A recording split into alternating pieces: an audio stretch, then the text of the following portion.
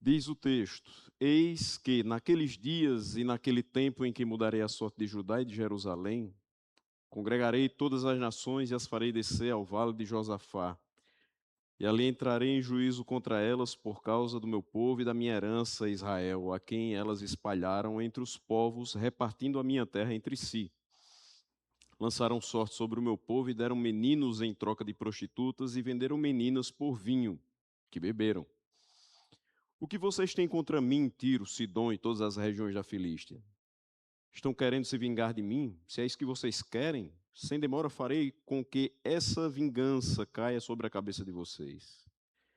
Visto que vocês levaram a minha prata e o meu ouro e puseram as minhas joias preciosas nos seus templos e venderam os filhos de Judá e os filhos de Jerusalém aos filhos dos gregos para afastá-los da sua terra, eis que eu os trarei desse lugar para onde vocês os venderam e farei com que a vingança caia sobre a própria cabeça de vocês.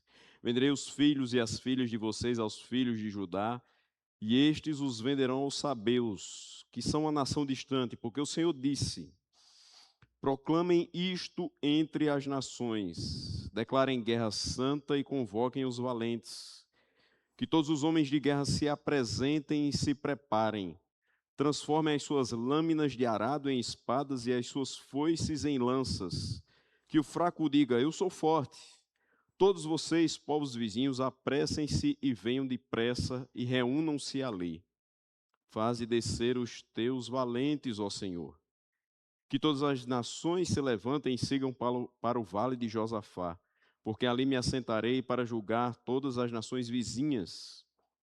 Peguem a foice e comecem a colher, porque a plantação está madura. Venham, pisem as uvas, porque o lagar está cheio. Os seus compartimentos transbordam, porque é grande a maldade dessas nações. Multidões, multidões no vale da decisão, porque o dia do Senhor está perto no vale da decisão. O sol e a lua se escurecem e as estrelas deixam de brilhar. O Senhor rugirá de Sião e de Jerusalém fará ouvir a sua voz. Os céus e a terra tremerão, mas o Senhor será o refúgio do seu povo e a fortaleza dos filhos de Israel. Vamos orar. Senhor, nesta noite te agradecemos por ter nos trazido a este culto de oração e por ter nos guiado os passos até este momento. Agradecemos também, Senhor, porque durante todo o mês de julho o Senhor foi conosco. E neste início do mês de agosto, te entregamos todo esse mês para que o Senhor também mostre a sua grandeza, a sua bondade e o seu poder nas nossas vidas. Auxilia-nos agora a compreender o que este texto quer tratar conosco. No nome de Jesus. Amém. Os irmãos se assentam com esse texto aberto.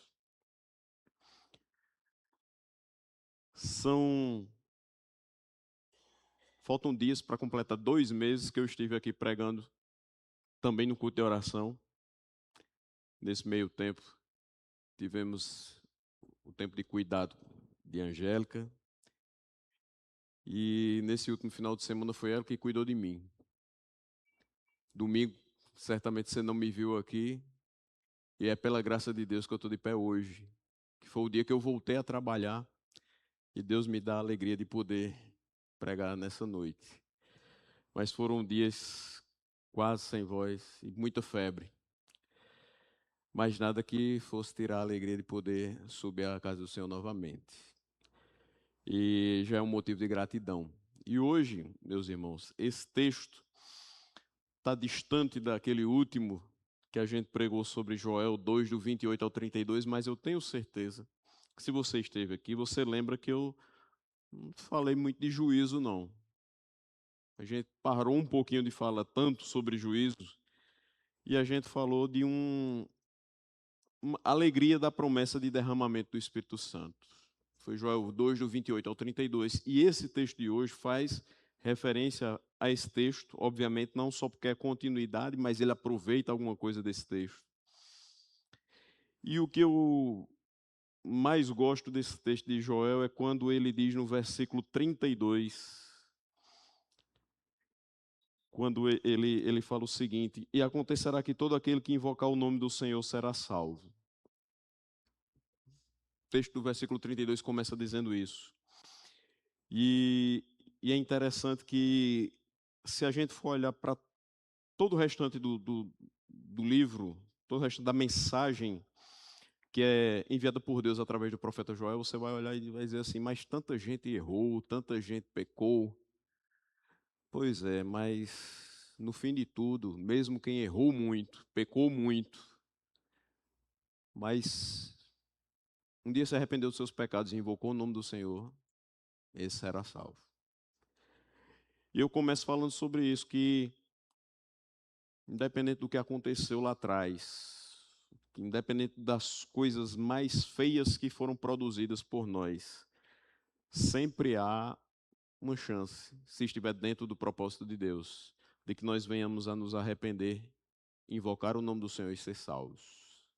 Se ainda não aconteceu na vida dos nossos, que continuemos a orar e pregar, pois certamente virá a acontecer, se não por intermédio da nossa pregação, mas de outros. E é isso que nós oramos todos os dias.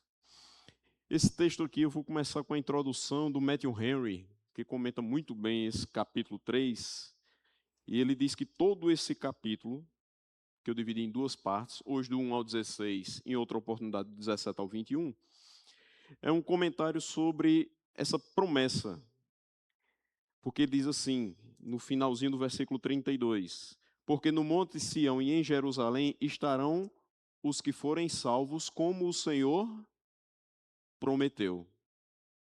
Então, é essa promessa de que o Senhor irá reunir os seus salvos, os sobreviventes, aqueles que o Senhor chamar, é sobre isso que trata o capítulo 3, mostrando que o livramento vai ser operado pela destruição dos inimigos da igreja. Ou seja, para que o povo do Senhor, de fato, experimente uma liberdade, experimente o início dessa salvação, é necessário que os seus inimigos sejam derrotados e destruídos. E isso vai ser consumado no descanso e na alegria eternos da igreja. E aí a gente sempre lembra, estamos salvos, sim, totalmente libertos da influência do pecado, ainda não. A gente só vai ter essa liberdade completa no descanso eterno dos santos. Mas a gente já começa a viver como salvos, já começa a ter os benefícios de salvos, porque temos a proteção do Senhor. E essa proteção envolve também a destruição dos nossos inimigos. Muitas vezes isso não vai acontecer porque nós pedimos, e na realidade nós nem deveremos pedir a destruição deles. Eu sei que existem os salmos imprecatórios, e é lícito que você diga: Senhor, me livra das mãos dos meus inimigos.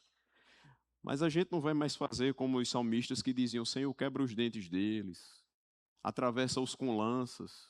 São outros tempos.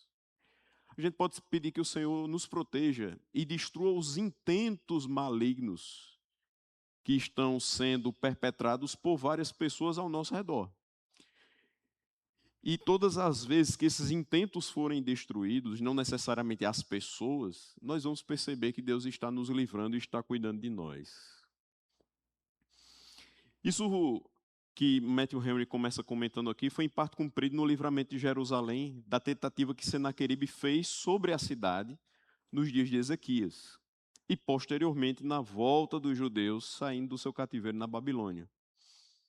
E outros livramentos operados pela igreja judaica entre este retorno e a vinda de Cristo.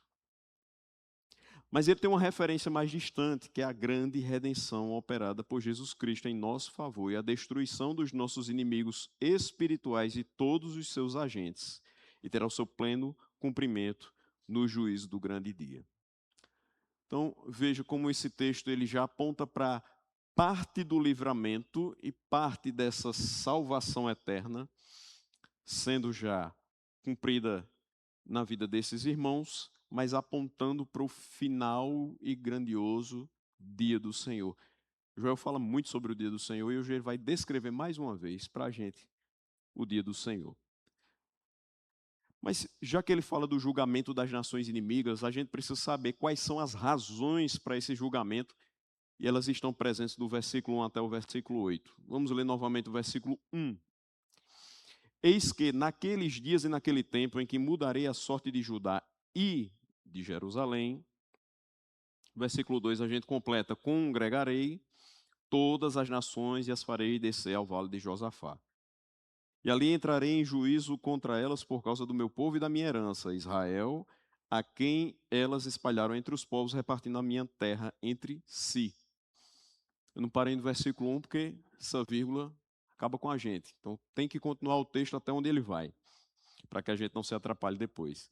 Então nós temos aqui dois indicadores de tempo. Versículo 1. Naqueles dias e naquele tempo.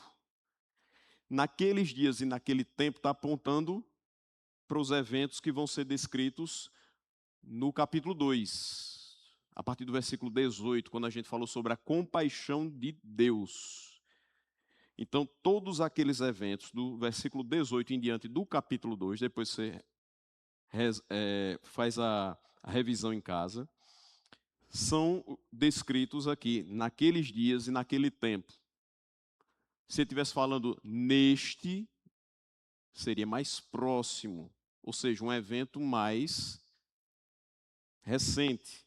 Mas como ele falou naqueles dias e naquele tempo, é algo que foi mais longo. Já faz um certo tempo que ele comentou. E nós temos aqui que Deus é zeloso pelo seu povo e pela sua terra. Ele diz aqui: eu mudarei a sorte de Judá e de Jerusalém. Isso mostra o zelo do Senhor. Naqueles dias é um termo que vai ser repetido a partir do versículo 29 do capítulo 2, quando ele diz assim: até sobre os servos e sobre as servas derramarei o meu espírito naqueles dias. E ele está apontando para frente, está dizendo naqueles dias, lá na frente, quando o espírito for derramado. Até sobre os servos e sobre as servas eu derramarei o meu espírito, naqueles dias. Isso indica que o julgamento das nações é parte integral do derramamento do Espírito sobre Israel e da restauração de Israel. Então ele está dizendo, se naqueles dias em que o Espírito vai ser derramado, naqueles dias eu vou mudar a sorte de Judá e de Jerusalém, eu também vou congregar todas as nações e vou fazer descer ao vale de Josafá.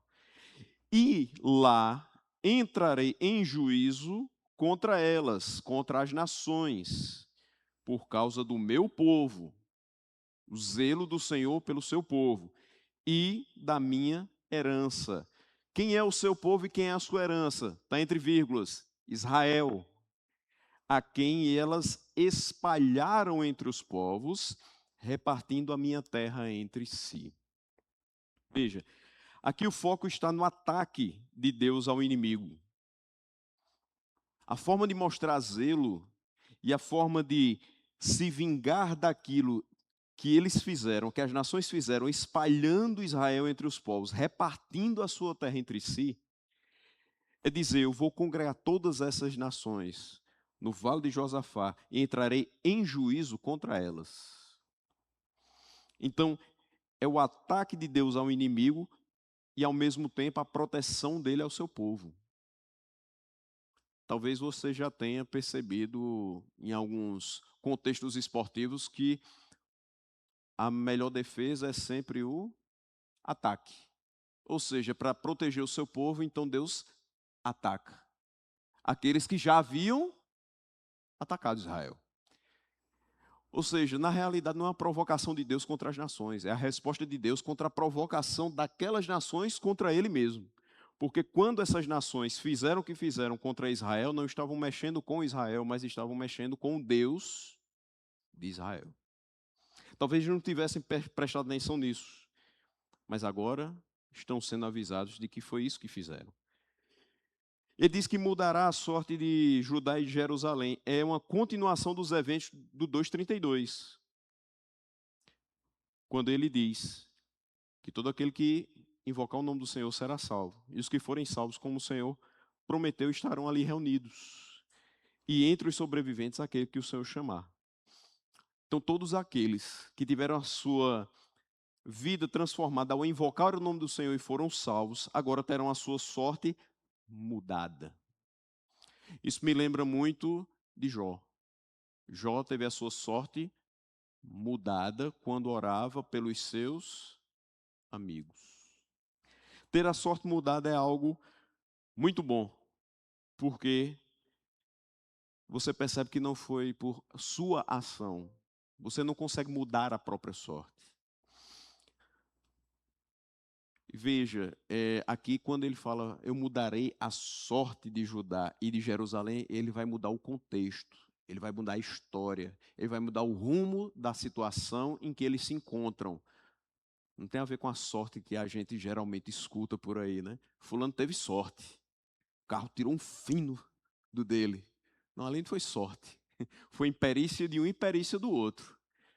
Mas quando a gente fala de sorte que vai ser mudada, é a gente ter a própria condição transformada. E só quem pode transformar é Deus.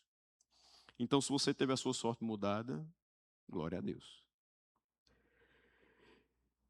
Mas veja só, é a continuação daqueles eventos, só que agora de uma perspectiva nova. Porque lá no capítulo 2, a ênfase era na fuga de um grupo especial de Israel. O grupo dos escolhidos do Senhor. Agora aqui o quadro é mais abrangente. É a restauração da nação que está em vista.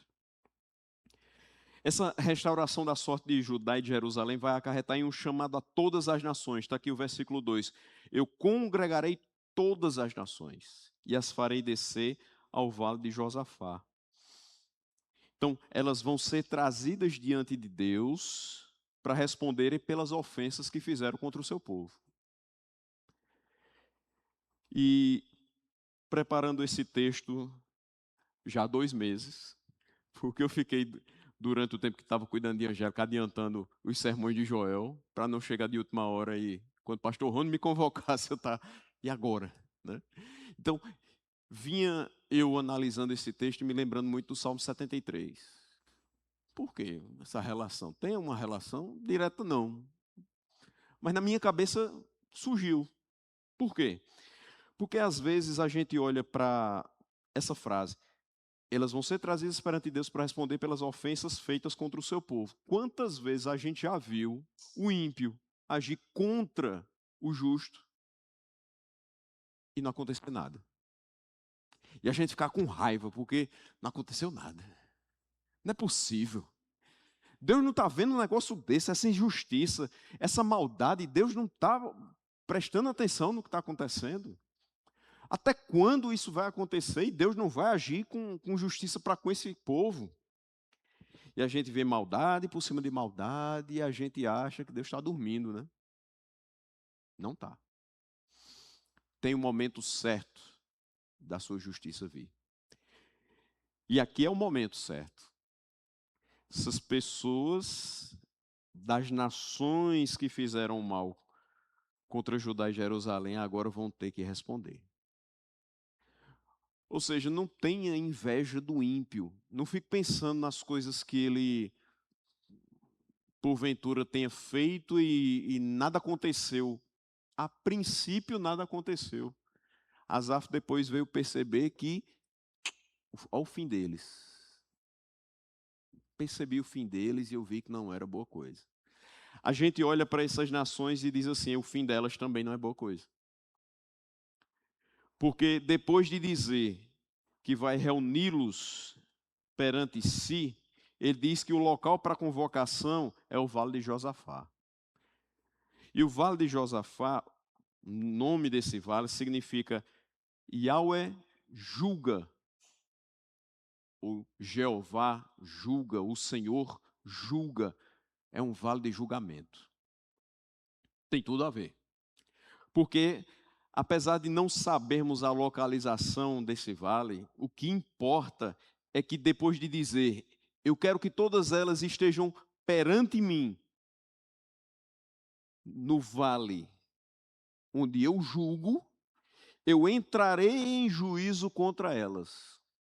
Há esse jogo de palavras. Então, onde Deus julga, ele irá julgar todas as nações que foram reunidas ali e que atacaram o seu povo. E se ele diz, eu entrarei em juízo contra elas, isso mostra o aspecto jurídico do evento. E você sabe que quando se entra no tribunal para ser julgado, só se sai após o veredito. A acusação vai ser traduzida como por causa do meu povo e da minha herança. Então, por que aquelas nações estão sendo julgadas? Pelo que fizeram com o meu povo e com a minha herança. A ação vai ter Deus como o que toma para si a causa e é o acusador, a parte do promotor. Israel vai ser a parte ofendida e todas aquelas nações são réus diante do Senhor. Mas não é somente uma ação em favor de Israel, mas é também por causa de Israel. Porque devido à maneira pela qual o povo tinha sido tratado, Deus precisa mostrar através dessa ação o quanto ele é zeloso. Não é somente um Deus vingador do seu povo, mas é um Deus zeloso para com o seu povo. Então essa ação jurídica vai mostrar as duas questões. Deus está aqui cumprindo nos princípios que ele fala para Abraão quando faz aliança com ele.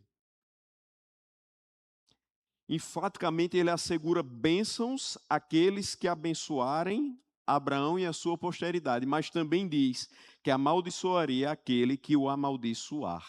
Gênesis 12, 3. Então aqui é muito simples da gente concluir.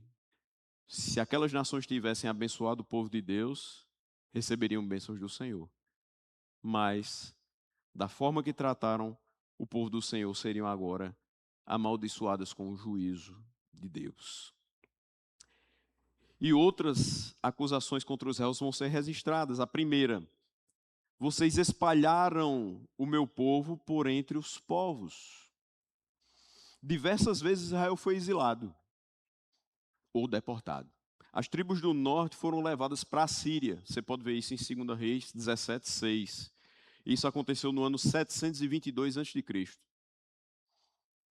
As tribos do sul foram transportadas para a Babilônia. Está lá em Jeremias 50, 17. Israel foi disperso entre as nações pelos romanos no primeiro século depois de Cristo e foi espalhado e perseguido repetidas vezes ao longo dos séculos. Veja que não foi uma ação pontual, mas isso acabou se repetindo várias vezes. E todos esses que promoveram a dispersão do povo de Israel, ou já responderam, ou irão responder diante do Senhor. Quando ele diz repartindo a minha terra entre si, essa é a segunda acusação contra as nações. Que embora Israel tenha sido deportado e exilado devido à desobediência a Deus, ou seja, também não foi sem razão que houve esse ato de espalhar o povo entre as nações, mas Deus não desistiu de reivindicar sua terra. Primeiramente a terra de Deus. E essa terra de Deus, que pertence a Deus, ele dá a seu povo. Então, quando eles repartem a terra do povo entre si, por ter espalhado aquele povo para outras nações, eles estão repartindo a terra de Deus. Então, a terra continua sendo de Deus. Ele diz: a terra continua sendo minha, eu sou zeloso por ela, e vocês vão responder por ter repartido essa terra entre vocês, como se fosse de vocês, mas não pertence. E a terceira acusação é de que as nações venderam o povo como escravo. Isso era contrário à lei vigente. Versículo 3 diz o seguinte: lançaram sorte sobre o meu povo e deram meninos em troca de prostitutas e venderam meninas por vinho que beberam. Segundo o antigo costume de dividir os espólios da guerra, as nações lançavam sorte sobre os próprios prisioneiros. Mas a aliança mosaica estipula que os prisioneiros de guerra não deveriam ser vendidos como escravos. Está lá em Deuteronômio 21:14, a respeito da mulher prisioneira. E se você não gostar mais dela, deixe que ela vá para onde quiser. Você não pode vendê-la por dinheiro, nem maltratá-la, porque a humilhou. Essa é a lei. Se eles tomam os prisioneiros de guerra e vendem como escravos, eles estão indo contrariamente à lei. Também não era possível sequestrar alguém para vender como escravo. Essa era uma ofensa passiva de morte, punida com a morte. Êxodo 21:16. Quem raptar alguém e o vender, ou for achado tendo esse alguém ainda em seu poder, será morto. Então veja, tudo isso fazia parte do conhecimento dessas pessoas. Mesmo assim, fizeram. E foram acumulando acusações contra eles. Mas um insulto a mais foi adicionado, porque não somente eles lançaram sorte sobre as pessoas, venderam como escravos, raptaram para vender, mas também colocaram um preço muito baixo. Um menino foi dado em troca por uma noite com uma prostituta. E uma menina foi vendida por um vinho. Ou seja, tudo isso era violação à lei de Deus, mas eles ainda faziam isso com requintes de crueldade. Eles faziam isso da maneira mais torpe e vil possível. Eles não poderiam ser vistos como inocentes diante de Deus. Do versículo 4 ao 8, como no tribunal o Senhor apresenta as questões, as acusações e o veredito diretamente a nações específicas. Eu acho muito interessante quando uma pessoa está discutindo com outra e diz assim: olha, eu estou dizendo diretamente para você, porque eu não mando o recado. Essa pessoa está cheia de si, né? Ela está quase passando por cima do outro. Pois é, Deus não manda recado. Ele falou diretamente e especificamente àquelas nações. Mas perceba, mesmo fazendo isso, Deus tem educação. Ele faz isso dentro do espaço apropriado, dentro do tempo apropriado e com as palavras apropriadas. Cuidado, às vezes a gente quer falar a verdade para outra pessoa, mas perde a razão pela forma como falou. E aí a gente depois diz: não tive a intenção. Depois que a palavra sai da boca, a intenção é o que menos interessa. Pense antes de falar. E só fale quando puder sustentar a palavra até o último segundo da sua vida. Versículo 4, ele fala com Tiro e Sidom: o que é que vocês têm contra mim? Veja, Deus toma para si a ofensa. Isso é o Deus zeloso pelo seu povo. E é isso que ele faz conosco quando nós somos vilipendiados, colocados como lixo pela sociedade, tratados como se a gente não existisse, como se não tivesse valor, como se não tivesse a menor diferença a existência da gente ou não. Ele diz: vocês não estão mexendo com pessoas quaisquer, vocês estão mexendo com o meu povo. O que vocês têm contra mim, Tiro e Sidom, e todas as regiões da Filístia? Estão querendo se vingar de mim? Qual é a forma mais vil que alguém pode querer se vingar contra você? É atingindo sua família. Ela não tem coragem de ir até você, mas ela vai cercando pela sua família e sabe que se tocar no fio do cabelo de um filho seu, você vai sofrer. Se tocar num parente seu, você vai sofrer. Talvez você sofra até mais do que se tivesse contra você. Você diz: eu prefiro que bata em mim do que bater no filho meu. Eu prefiro que fale qualquer coisa contra mim do que contra meus pais. E é assim. Vocês estão querendo se vingar de mim? Se é isso que vocês querem, sem demora farei com que essa vingança caia sobre a cabeça de vocês. Vocês estão achando que estão se vingando contra mim? Vai cair tudo sobre vocês. Às vezes a gente tem aquela história de falar sobre lei do retorno, né? O que eu desejo para um, Pode voltar para mim, né? A questão é simples, não é que eles desejaram, eles fizeram. O que eles fizeram com o povo de Israel não podia ficar sem punição. Então, se era contra Deus que eles estavam contendendo, Deus diz: tudo que vocês estão querendo fazer vai acontecer com vocês. Porque todo que quer contender contra Deus vai perder. Tem como. Pode ser uma discussão simples e pode ser uma guerra. Vai perder. Tiro e Sidom eram cidades fenícias, localizadas ao longo da costa mediterrânea. E as relações, no geral, entre Israel e a Fenícia eram boas. Mas, às vezes, a Fenícia era considerada uma má influência. Vou citar aqui uma má influência da Fenícia. 1 Reis 16:31. Acabe andava nos pecados de Jeroboão. Se isso não bastasse, ele tomou Jezabel como esposa e começou a servir Baal. Tudo influência fenícia. A Filístia, por outro lado, sempre foi inimiga de Israel. Inimiga de longa data de Israel.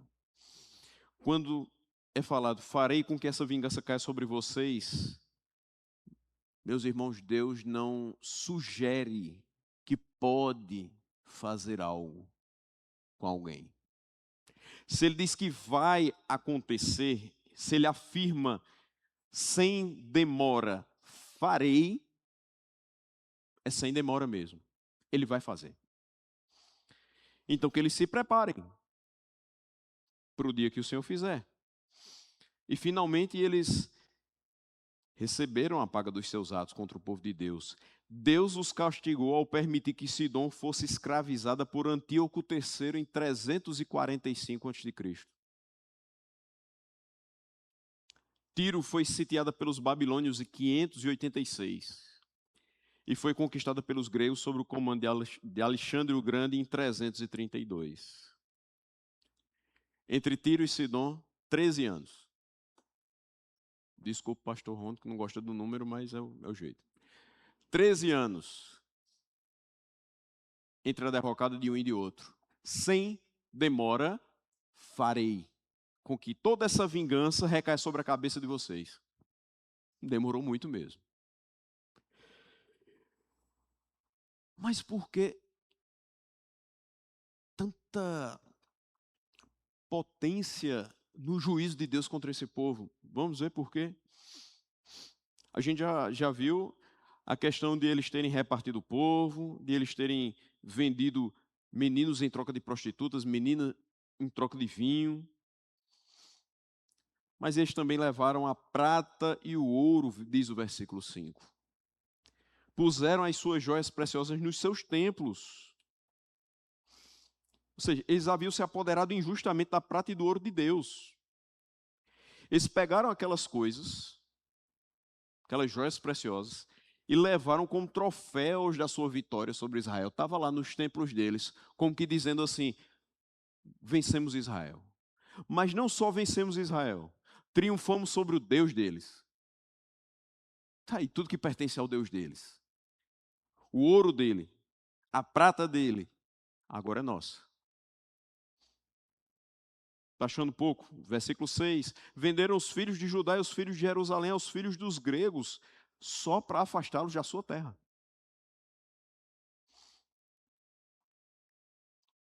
Veja, a palavra hebraica que significa Javã se refere aos falantes do grego de ambos os lados do mar Egeu. Tanto os filisteus como os fenícios são acusados de vender escravos aos edomitas. Isso eu preguei faz tempo. Foi lá em Amós 1, versículos 6 e 9. E o comércio escravo entre Tiro e Javã é mencionado lá em Ezequiel 27, 13, que diz o seguinte: Javã, Tubal e Meseque negociavam com você, em trocas das suas mercadorias, davam escravos e objetos de bronze. Aqui a prova. Versículos 7 e 8. Eis que eu os trarei desse lugar para onde vocês os venderam e farei que a vingança caia sobre a própria cabeça de vocês. Veja só, ele vai resgatar esses filhos que foram vendidos, os filhos de Jerusalém, os filhos de Judá, que foram vendidos aos filhos dos gregos. Ele vai trazer de volta e vai promover o efeito contrário. Ou seja, o escravizado será agora o escravizador. Versículo 8 que diz: venderei os filhos e as filhas de vocês aos filhos de Judá. Vocês estavam querendo se ligar contra mim? Vai cair tudo sobre vocês. Vocês venderam os filhos de Judá? Agora eu vou vender vocês aos filhos de Judá. E estes os venderão aos sabeus. Eles não vão ficar com vocês como escravos. Eles vão vender vocês para os filhos de sabeus, que são uma nação distante. A maioria dos comentaristas identifica esse povo, os sabeus, como habitantes da terra de Sabá, uma nação distante lá no sul da Arábia. Em resumo, o que o versículo 7 e o que o versículo 8 nos trazem de ensinamento é que aqueles que contendem com Deus vão se achar incapazes de ser bem-sucedidos contra Ele. Lembra daquela pessoa que você prega e ela continua batendo cabeça, dizendo que não quer nada com Deus? Ela está bem demais do jeito que está. Que ela até sabe que existe Deus, que sabe que é bom seguir o caminho dele, que a Bíblia é verdade, mas ela não quer compromisso com esse Deus. Talvez, depois que aproveitar um bocado a juventude, quem sabe ela pense em se tornar um cristão. Pois é, essa pessoa que continua contendendo contra Deus, que continua batendo cabeça, querendo ser mais inteligente do que Deus para conduzir a sua vida, ela vai ser bem-sucedida, não.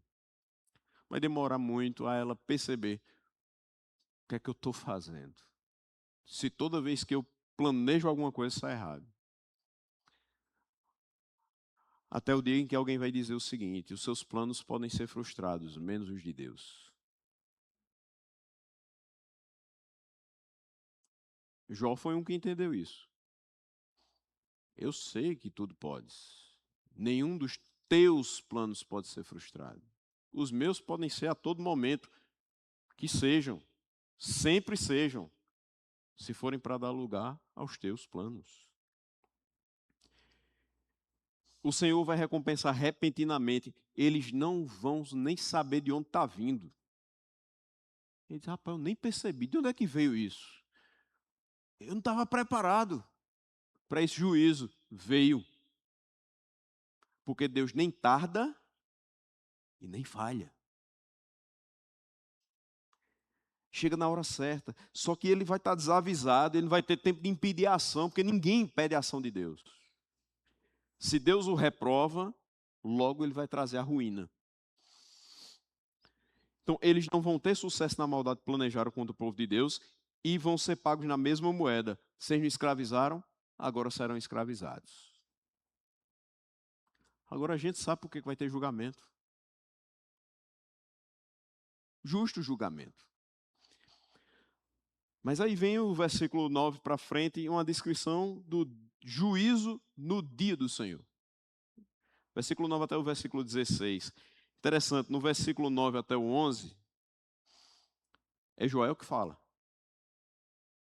Perceba no final do versículo 8, ele diz: porque o Senhor o disse. Então é Joel falando a palavra do Senhor. Versículos 12 e 13, é Deus que fala. 14 a 16, é Joel que fala.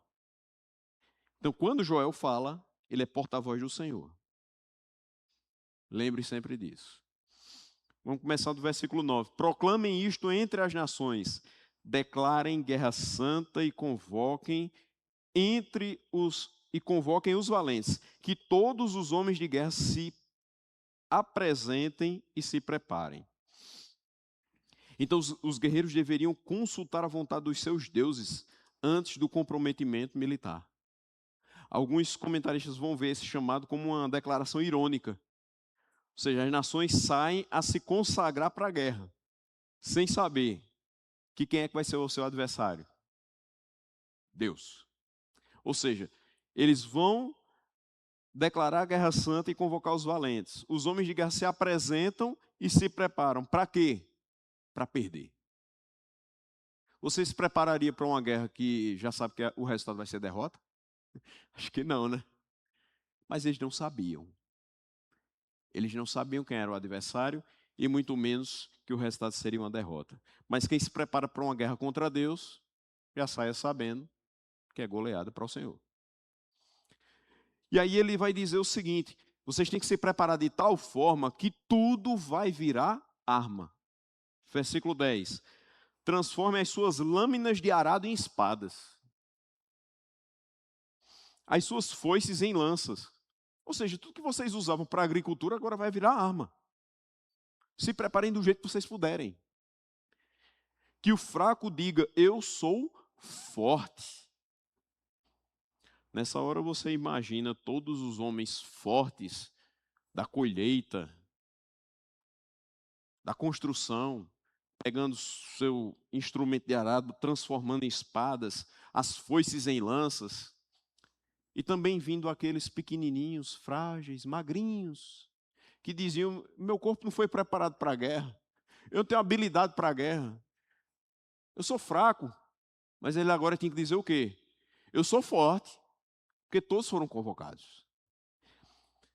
A necessidade de soldados é tão grande que significa até mesmo que aquele que não tem nenhuma aptidão para a guerra precisa se transformar em guerreiro. A chance de perder fica ainda maior, porque você tem pessoas sem habilidade. Mas vem o versículo 11 que diz: todos vocês, povos vizinhos, apressem-se e venham depressa e reúnam-se ali. Faze descer os teus valentes ao Senhor. As nações se reuniram e agora chegou o momento do julgamento. Valentes é quase certamente uma referência aos agentes divinos e angelicais encarregados com a responsabilidade de congregar as nações e executar a sentença do juiz. Por isso que ele diz: faze descer os teus valentes, ó Senhor. As nações têm seus guerreiros, mas eles não se comparam com aqueles que servem ao soberano do universo. Não interessa a quantidade, a qualidade e a aptidão daqueles homens. Os agentes do Todo-Poderoso não vão ser impedidos de completar a sua vontade. Versículo 12, mais uma vez, a chamada das nações ao vale de Josafá é reiterada. Lá no versículo 2, o que a gente leu? Congregai todas as nações e as farei descer ao vale de Josafá. 12, que todas as nações se levantem e sigam para o vale de Josafá, porque ali me assentarei para julgar todas as nações vizinhas. Ele diz a mesma coisa no versículo 2 e no versículo 12. E o mais interessante que eu acho disso aqui é que versículo 12, quem é que está falando no versículo 12? Deus. E Deus está dizendo o seguinte: se levantem, sigam para o vale de Josafá, porque ali eu vou me assentar para julgar todas as nações vizinhas. Quando ele fala isso, parece que é um comando e que eles estão vindo de forma espontânea. Ele chamou, a gente vai. Mas quem é que de fato leva essas pessoas para o vale de Josafá? É o próprio Deus. Até o que eles acham que estão fazendo por livre e espontânea vontade, porque foram convocados, vamos atender, não custa nada escutar o que ele vai falar. Mas eles são compelidos em obediência ao controle providencial de Deus. Deus faz todas as coisas, ele age em todas as coisas para o bem daqueles que o amam. Ele congrega aqueles que atacaram o seu próprio povo, faz com que eles espontaneamente sigam até o vale do julgamento para receber juízo. É uma comparação muito fraquinha, porque, infelizmente, a nossa mente é limitada, mas é o que vem à mente para que a gente transforme a coisa mais didática. Uma pessoa persegue você há 5 anos no trabalho. Você não faz nada. Nada para suscitar a ira dela, nem nada para refutar os ataques. Você só ora e diz: Senhor, acalma o coração dessa abençoada, desse abençoado, para não dizer desse circunciso. Não deixe ele fazer mal a mim, não. Eu não quero o mal dele, não. Não precisa tirar o trabalho dele, mas que me deixe em paz. E aí o que é que acontece? Um belo dia, vocês são chamados a fazer o mesmo tipo de trabalho. E você, por se focar na atividade, faz bem, e aquela pessoa, em focar em só lhe atrapalhar, faz mal. Chega o patrão e diz o seguinte: olha, você não está dando conta do recado, infelizmente eu vou ter que te demitir. O patrão chama vocês dois para uma conversa das mesmas atividades. E aquela pessoa vem preparada achando: vou me destacar e finalmente prejudicar de uma vez por todas aquela outra pessoa. E no final das contas, quem recebe juízo? Ele. Ele é demitido. Pensando que estava fazendo mal para você, ele perde.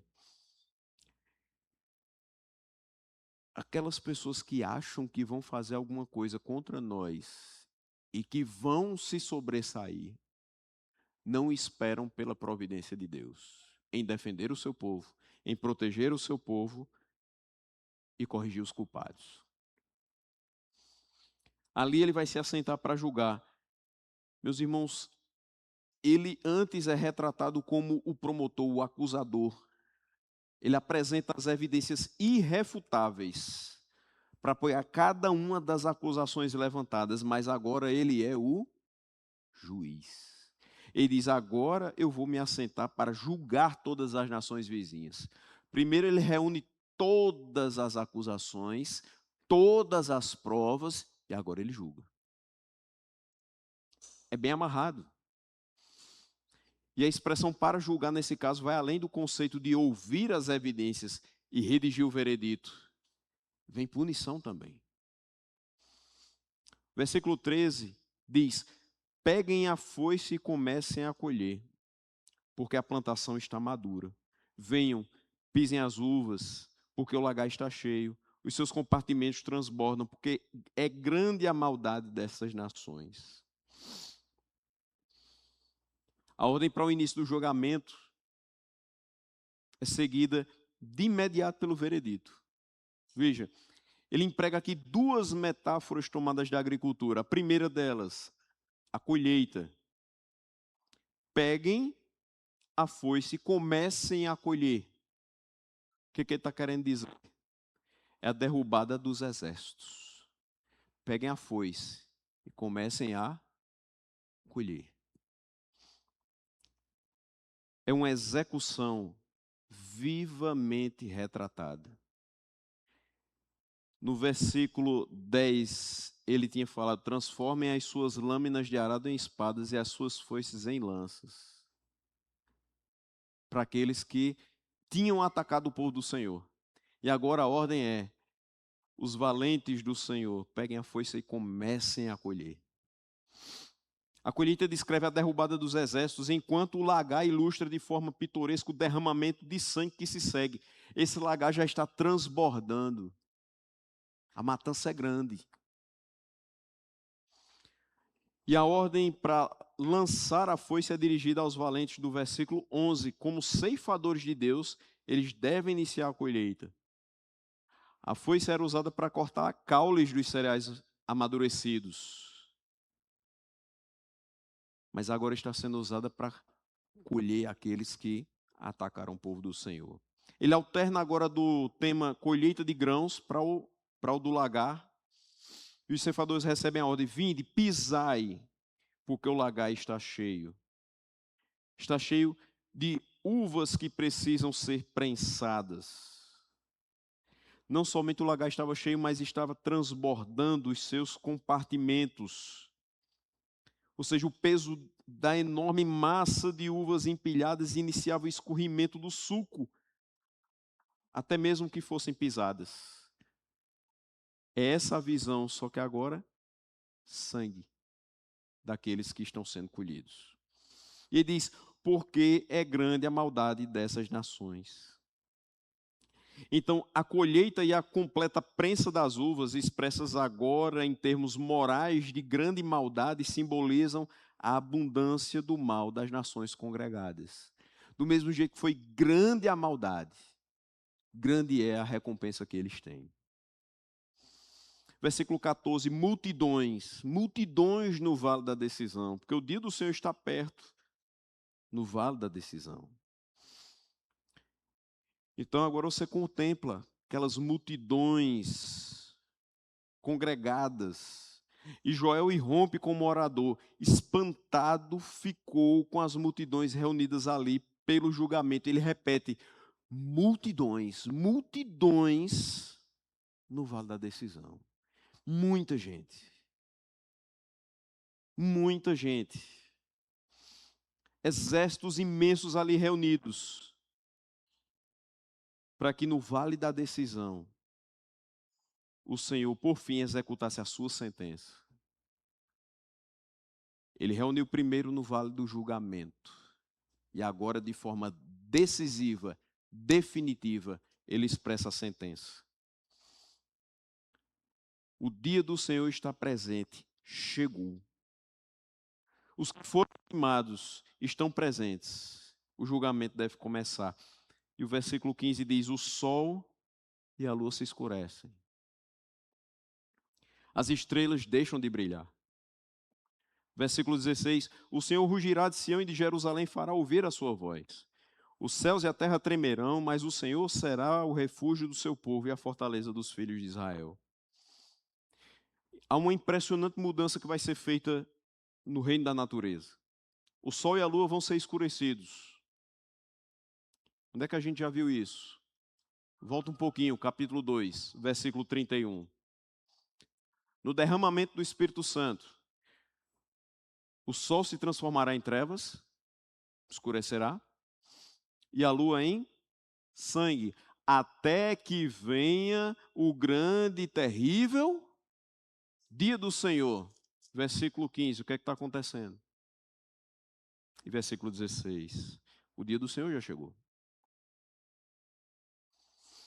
A glória e o brilho deles vai ser ofuscado pelo brilho muito maior da glória, da manifestação do justo juiz. Isso vai causar impressões diferentes sobre os filhos desse mundo e sobre os filhos de Deus. Para os ímpios, um dia terrível. Para os justos, um dia de alegria. Os santos são o Israel de Deus. Eles são o seu povo. A igreja é a sua Jerusalém. Eles estão em aliança e comunhão com Ele, agora e no grande dia. Os desejos vão ser satisfeitos, o Senhor será a esperança do seu povo, e a felicidade desse povo vai ser confirmada, porque Deus será naquele dia a força dos filhos de Israel, permitindo que eles deem as boas-vindas àquele dia e que suportem o peso das suas glórias e alegrias. Quero trazer só duas aplicações para a gente fechar no dia de hoje. Primeiro, relembrar vocês, nós não devemos ter a atitude dos ímpios de contender com Deus. Se é Deus que estabelece, tema Ele e obedeça. Quem contende com Deus sempre perde. Quem faz o que é contra a vontade de Deus sempre recebe o pagamento do seu erro. É fato. Não tarda. Não falha. E vamos esperar o grande dia do Senhor com confiança. A confiança de quem espera em Deus pela redenção final do seu povo escolhido. Não tem porque ter medo do dia do Senhor, não. Se você é salvo de verdade, na pessoa de Cristo, não tenha medo não desse dia chegar. Eu sei que tem gente que diz assim, e se você não chegar até o final do dia de hoje? Morri. Vou fazer o quê? Se Deus não quiser me ressuscitar amanhã, eu vou ficar morto. Deus é Deus, Ele faz o que quer. Mas você não tinha uma vida toda pela frente? Tenho. Eu tenho a vida eterna. Essa é a vida toda pela frente. É muito interessante como é que as coisas funcionam na cabeça de um salvo no Senhor. O povo tem que achar que a gente é doido mesmo. E que pense. Um atleta brasileiro de artes marciais mistas faleceu no dia de ontem, aos 34 anos, vítima de um ataque cardíaco enquanto dormia. Ele competiu mês passado, 35 dias mais ou menos. Ia fazer um seminário em Curitiba, domingo, agora. Estava tudo certo. Já tinha até divulgado o seminário. Junto com outro colega também, lutador. Ele não tinha nada. Nada. Exames perfeitos, vida regrada de um atleta profissional, colesterol baixo, triglicerídeos menos da metade do que o meu, pressão 11/7, podia fazer o que quisesse, na hora que quisesse, treinando 2, 3 vezes ao dia, 2 horas por cada treino, e não sentia o menor incômodo. Morreu ao dormir. E muitas pessoas dizem assim, que triste. O Alan tinha a vida toda pela frente. Eu creio que se ele foi um servo de Deus aqui na terra, ele tem a vida toda pela frente, ao lado do Senhor. Se você fechar os olhos hoje e abrir já na presença do Senhor, saiba que você tem a vida toda pela frente. Não deixou de ter. Mas essa vida toda pela frente não quer dizer que você vai aproveitar de tudo que existe aqui. Até porque o que existe aqui a gente já está aproveitando e não está tão legal assim. Estou querendo dizer que eu quero ir hoje. Estou querendo dizer que eu estou pronto para o dia que Deus quiser. Esse deve ser o pensamento da gente. É esperar com confiança esse dia.